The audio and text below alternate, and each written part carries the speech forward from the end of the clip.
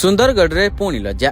ନାବାଳିକା ଗଣଦୁଷ୍କର୍ମ ଘଟଣାରେ ଜଣକୁ ଗିରଫ କରିଥିବା ବେଳେ ଆଜି ଆଉ ଜଣେ ଅଭିଯୁକ୍ତଙ୍କୁ ଗିରଫ କରାଯାଇଛି।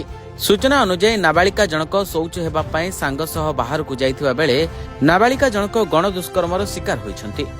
ଦୁର୍ବୃତ୍ତମାନେ ମାରଣାସ୍ତ୍ର ଦେଖାଇ ଜଣେ ପରେ ଜଣେ ଯୁବକ ନାବାଳିକାକୁ ଗଣଦୁଷ୍କର୍ମ କରିଥିବା ଅଭିଯୋଗ ହୋଇଛି।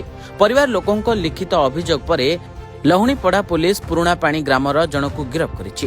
ଅନ୍ୟ ଜଣେ ଘଟଣାସ୍ଥଳରୁ ଫେରାର ହୋଇଯାଇଥିବା ବେଳେ ପୁଲିସ ଆଜି ତାକୁ ଗିରଫ କରିଛି। ହସ୍ତଗତ ସୂଚନା ଅନୁଯାୟୀ ଗତ 28 ତାରିଖରେ 2 ଜଣ ନାବାଳିକା ନିଜ ସମ୍ପର୍କୀୟଙ୍କ ଘରକୁ ବୁଲିବାକୁ ଯାଇଥିଲେ। ସେହିଦିନ ରାତିରେ 2 ନାବାଳିକା ଘରେ ଏକାକୀ ରହିଥିଲେ।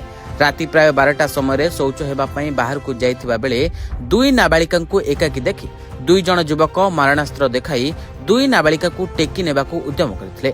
ତେବେ ଜଣେ ନାବାଳିକା କୌଣସି ପ୍ରକାରେ ସେମାନଙ୍କ କବଳରୁ ଖସି ଆସିଥିଲେ, ଯାହାଫଳରେ ଅନ୍ୟ ନାବାଳିକାକୁ 2 ଜଣ ଯୁବକ ଜୋର ଜବରଦସ୍ତ ନିକଟସ୍ଥ ବିଦ୍ୟାଳୟ ନିକଟକୁ ଉଠାଇ ନେଇଥିଲେ ଏବଂ ସେଠାରେ ତାଙ୍କୁ ଗଣଦୁଷ୍କର୍ମ କରିଥିଲେ।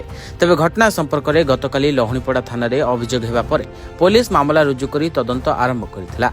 ଏହି ଘଟଣା ପରେ ପୋଲିସ ଏହି ଘଟଣାରେ ସମ୍ପୃକ୍ତ ଥିବା 2 ଜଣ ଅଭିଯୁକ୍ତଙ୍କୁ ଗିରଫ କରିଛି। ସୁନ୍ଦରଗଡ଼ରୁ ଅଟଳ ବିହାରୀ ପଣ୍ଡାଙ୍କ ରିପୋର୍ଟ, ରିପୋର୍ଟର୍ସ ଟୁଡେ।